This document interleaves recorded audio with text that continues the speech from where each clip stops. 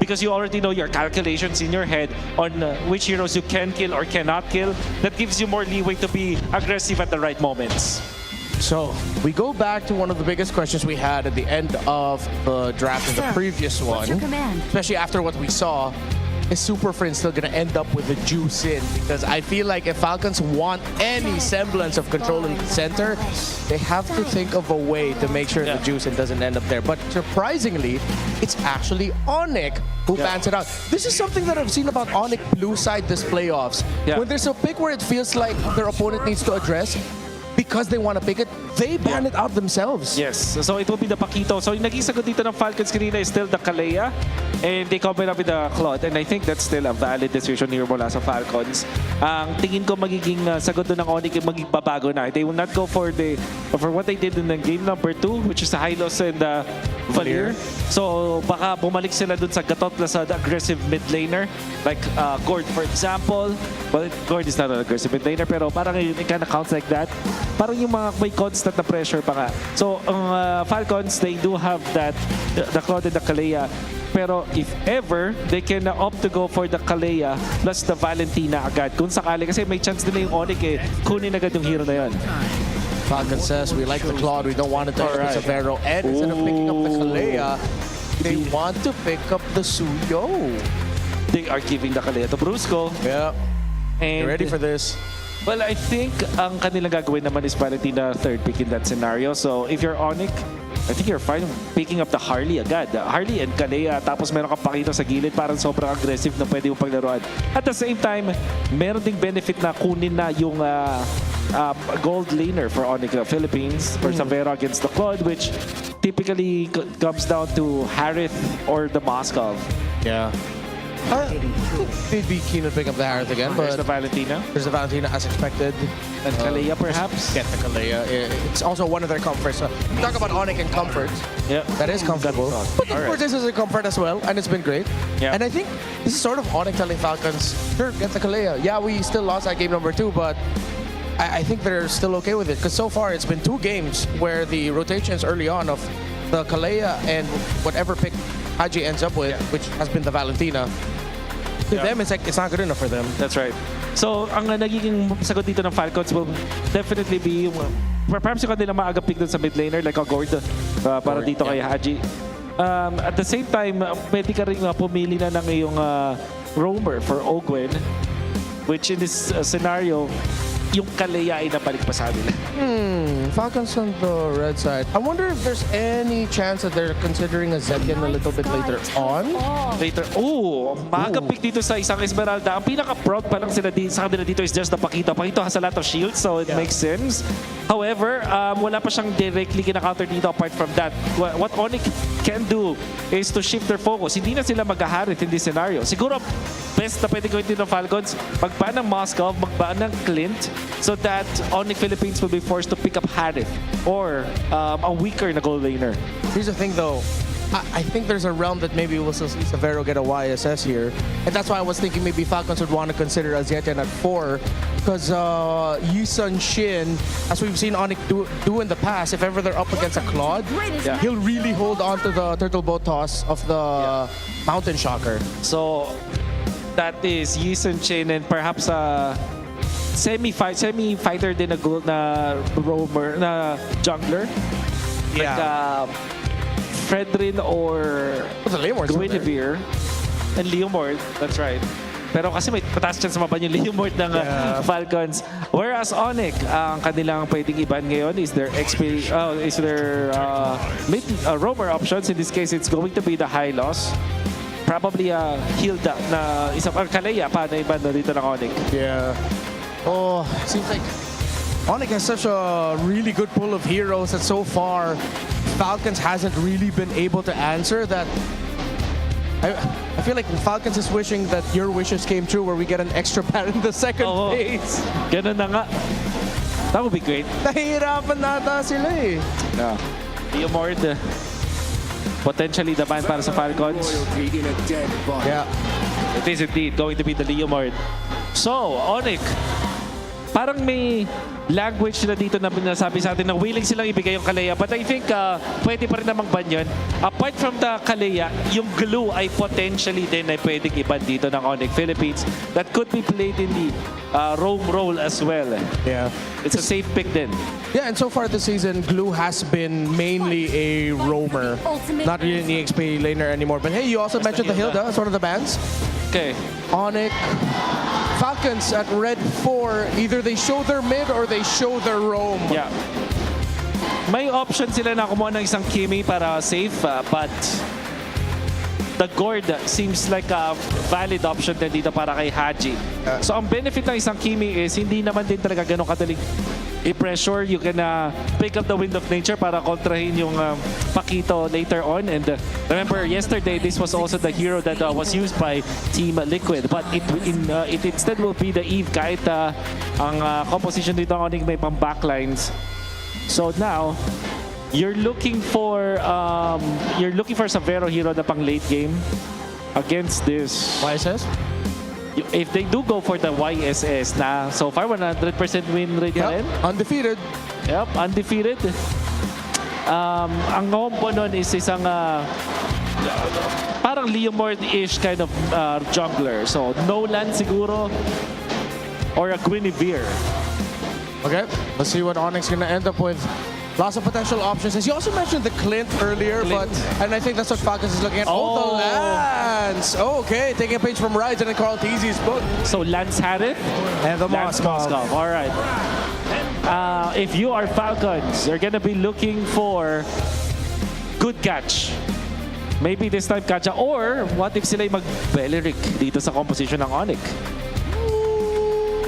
With all the dive with the Valentina on the other side, but the Valentina will most likely get the ultimate of the Eve. You need a solid tanky front. You don't really need to go that fast, but it just can't be the Esmeralda frontlining. Tanky na frontline. Dapat tanky, ang kailangan natin dito ng Team Falcons. May option ng Atlas din naman para sa kanila. Atlas Eve, napakalakas na kombinasyon pa rin. Hindi pinantin ng Onic Philippines dito. Yeah, that might have to change the idea though for Falcons with the Valentina having a chance to get the links. Oh, I did not think they'd actually consider this on the back of my head, but I have slightly negative feelings about this. I share the same sentiments. Tingin ko kasi yung Cupra, hindi ito yung hero na kinakatakutan ng mga Lancelot users from before. Granted, meron ka ng bouncing ball for the dashes. I guess Ipakito hates playing up against this hero as well as Ramoskov, but Lancelot hindi ganun kalaking factor para sa kanya. Hindi din gano'ng kalakas ang Cupra sa metagame natin yun. So, as much as I want to say na maganda yung mga ganitong klaseng picks for Falcons, parang mas papabor ako sa Onic Philippines. Alright, we're heading on to the next game. Casters, welcome back. San Juan Arena, make some noise! Tuloy ang aksyon sa ating lower bracket finals. Matapos manalo ng Onic Philippines in game number 3, naghahanap na sila ng match point dito sa game number 4. Makakabawi kaya ang Team Falcons? Malalaman na natin yan sa pagpasok natin sa Land of Dawn. Well, I don't know what took so long, pero finally nagkaroon na tayo ng adjustments in terms of the draft. And for Team Falcons, it's them picking up something that is quite unusual, pero yung Esme hindi nga natin nakita. Baka sakaling yung Kufra pa. Ito na yung time na ipapakitaan tayo ng something new ng Team Falcons, and I mean, I like it. I like the Kufra pick, knowing na yung puhunan ng Onic Philippines dito would be those dashing heroes, Pakito, Valentina, Lancelot, and even Moskov. So technically, yung good catch na binabanggit ng on-ground panel natin, this might be the start of something new from Team Falcons. Oh, and for this Kufra pick, hindi man ito yung parang absolute nightmare na katulad nung dati. It is still a nightmare to go up against, especially kapag magaling mag-bouncing ball dito si Ogwen. Hindi pwede yung basta-basta o bara-barang binabato yung key ability na yon as he goes in for Brusco. A 2v2 pero parang sakitan lang ata to, Hans. Tingnan mo, pagkatapos nung kanyang talon, kalahati kaagad yung kanyang HP. So tama ka, Womi, this is targeting na dapat ay aasahan natin mula kay Ogwen. It needs to be surefire, dapat sure kill kung sakali natatalon siya in the first 3 minutes. And zero purifies in this game, by the way. Halos lahat ay naka-flicker at yung isa ay naka-revitalize lamang. Kaya pwede natin na-expect na kapag nahuli ka talaga ng crowd control, ay huling-huli ka talaga. And they have the means to burst you. I mean, this is an Esmeralda. Again, we saw that from game number 2. And even this Eve, look at that jump from Ogwen. Pero may talon na ginawa na naman itong si Ogwen at naku po, siya na naman siyempre na. malalatagan at ito ang magdadash through itong si King Kong. Tapik sa dibdib, double kill. Kasama na yung first blood. At ayun naman talaga, no, the revitalized difference coming in from Brusco na depensahan at rekta pagong ang kanilang call. Hindi pa namatay si Brusco doon, and in fact, nakuha pa ng Onic Philippines and nabigay pa kay King Kong yung 2 kills. And this is quite worrisome, but for me, Onic Philippines mukhang ibibigay pa nila yung turtle. Since sinasagad talaga nila to kasi kumukuha pa si King Kong ng purple objective. So Falcons were able to equalize yung ating goal differences. Just 300 ang kanilang pagitan. And I think that is mostly on this lane dominance na nakikita natin kay Flap. Hindi ata makagalaw yung Pakito kanina kaya binigay ng Onic. Oo, naging sagot na bigla. But then Ogwen use that flicker para makatakas doon. So, ito yung binabanggit din pa nila Wolf na on-ground panel with Renmar na hindi na ganun ka-threat yung Kufra. Pwede nang i-bypass nung Lancelot. Pwede nang saktan right away. Oo, tsaka parang nirespeto din kasi ata ni Ogwen yung potential outplay na pwedeng gawin dito ng Super Prince with his own version of the Tyrant's Revenge. And right now for Team Falcons, na-equalize naman nila ang laro na ito matapos ang mga iilang rotations. Kaya naman kahit lamang ang Onic Philippines in terms of kills dahil sa objective na nakuha nila kanina ay pwede na nating i-confirm na nakabawi ang Team Falcons. We're still sitting on an equal fighting chance when it comes to the objective, knowing na nakokontrol naman ng Team Falcons yung river as they please. And for Kyle, unlike games 1 and 3, hindi naman siya nasusuppress and nakakakuha siya ng magandang farming space. And even itong si Super Marco, hawak din naman niya yung Claude. Up against that Moscow, somehow 50-50, but Ogwen jumps in. Yup, that is not gonna lead to much though dahil Team Falcons magbaback away din naman sila. Same as what Brusco is gonna do. So both teams, hanggang sa dumating yung ating susunod na turtle, pakiramdam ko ay wala pa talagang masyadong mangyayari. So they just need to be safe, secure as much more objectives as possible. Take note of both the purple and the orange kasi baka yan yung maging critical sa pagkuha ng major objective. At nabanggit na nga rin ni Hans na mukhang mabagal ang tempo ng laro na ito pero sa laruan na mabagal, sino ba talaga ang nakakalamang? Well, if you try to look at it, for Onic Philippines, okay lang din sa kanila yung mabagal, pero mas mag-gain ng advantage dito yung Team Falcons, knowing na Claude nga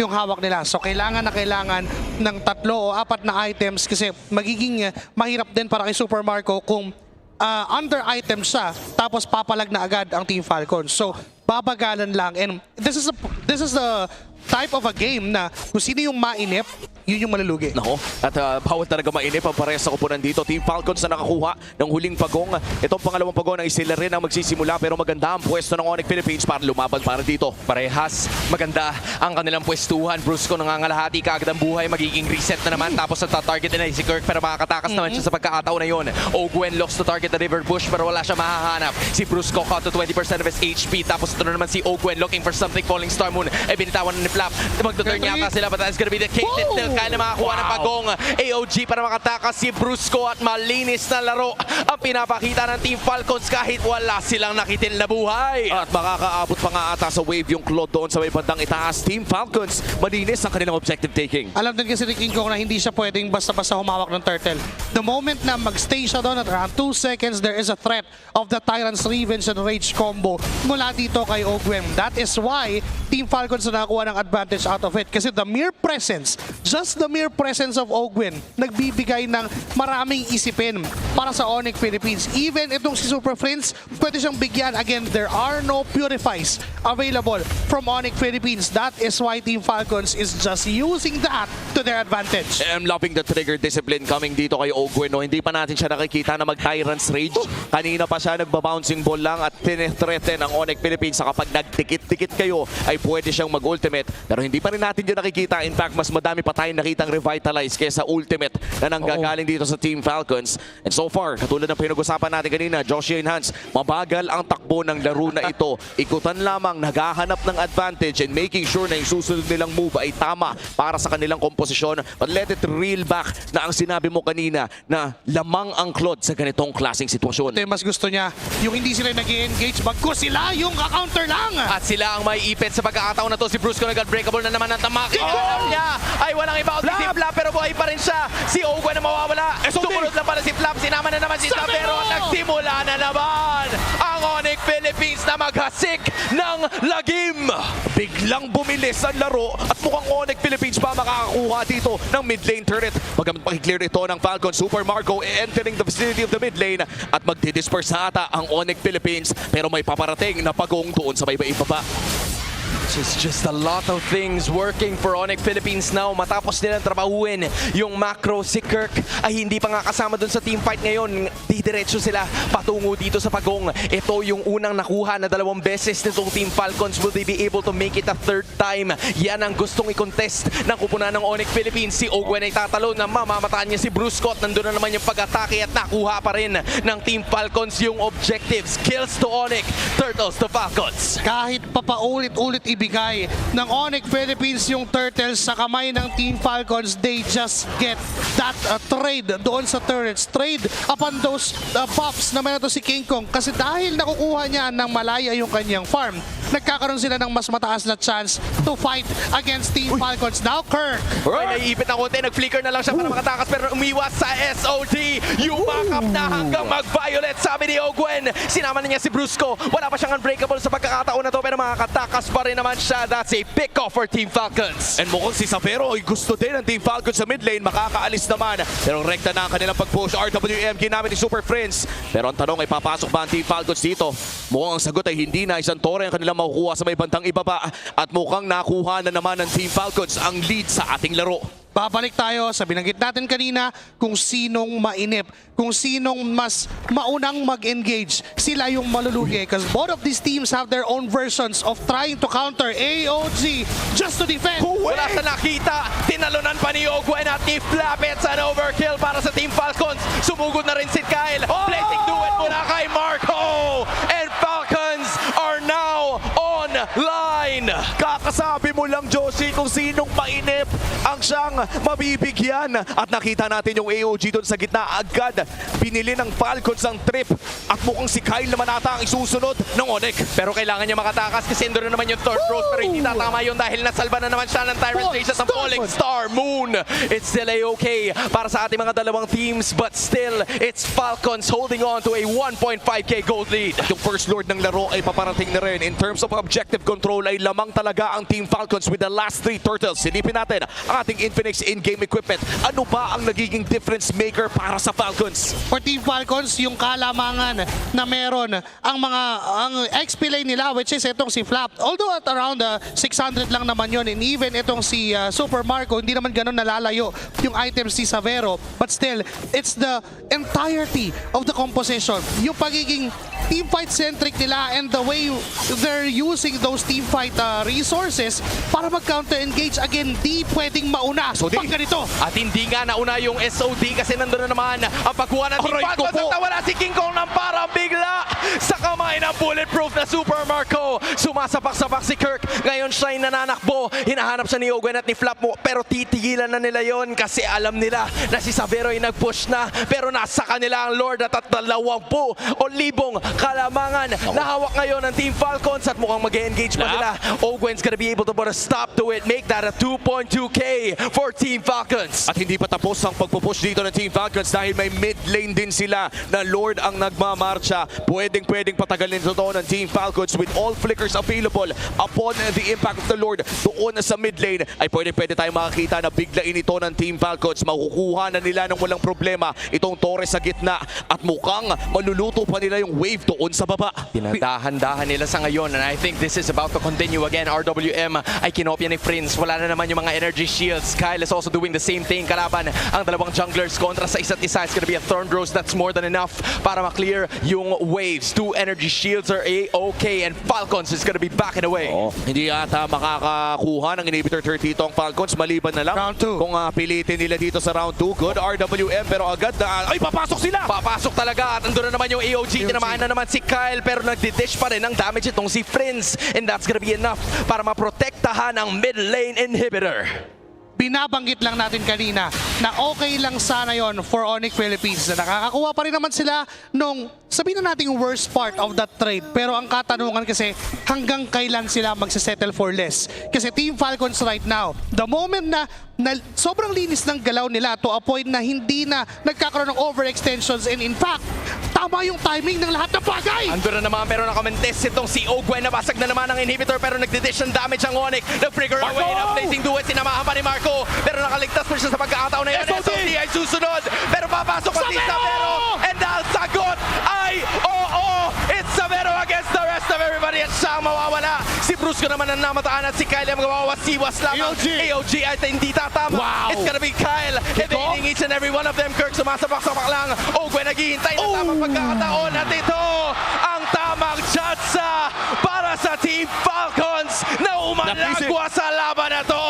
King Kong, sinusubukan niya hulihin pero may puncture. Thorn Bros. Makakataka si King Kong. 4 na segundo kay Super Prince. 5 para kay Savero. Kailangan niya dumepensa dito. Pero kung hindi naman ay kukol ng Team Falcons na sumugod pa dahil 20 segundos na lang ay lalabas na ang susunod na Lord. Again, hanggang kailan na magsisettle sila for less? Hanggang kailan na paisa-isa lang yung nakukuhang trade after the numerous advantages na nakuha ng Team Falcons? Nakapag-snowball na, nakakuha na ng perfect items, naka-win chant na rin itong si Super Marco. In a span of a minute, they can get this Lord. In a span of a minute, they can blitz this Lord. And in a span of 3 minutes, they can end this game. At kailangan nila makuha yung Lord kung gusto nilang gawin yon. Savero on the long lane. Si Brusco ay binibigyan. Piniplis na nila yung Lord. At mukhang magbaback away na ang Onic dahil malinis ang kuha ng Falcons. Too late para sa SOD and the green and white is doing it. And this is the second Lord of the game na mapupunta sa kamay ng Team Falcons.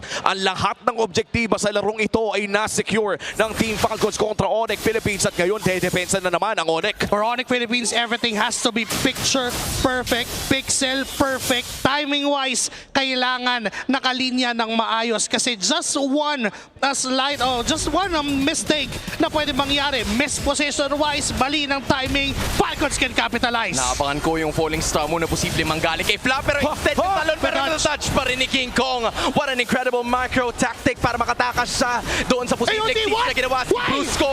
Nag-AOG papasok. Ngayon siya na naman ang magiging primary target at wala na yata siyang paraan para makatakas pa kasi ito na naman ang umaarangkada ang Team Falcons para makaatake. Pero si Savero nag-free hit sa likod. Immortality pa para kay Ogwen pero ito susunod na round 2. Super Marco target si Free. Si Kirk. Flicker papasok at atras para sa BMI. Now si Savero's gonna be doing the same thing. And Marco popping off his immortality.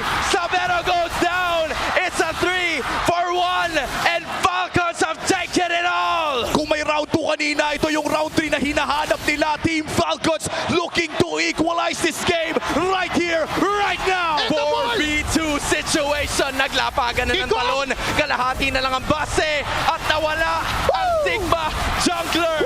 Pagandahin natin ang storya. 2-2 in the lower bracket finals. Balikan lamang ng sapak dito sa lower bracket finals.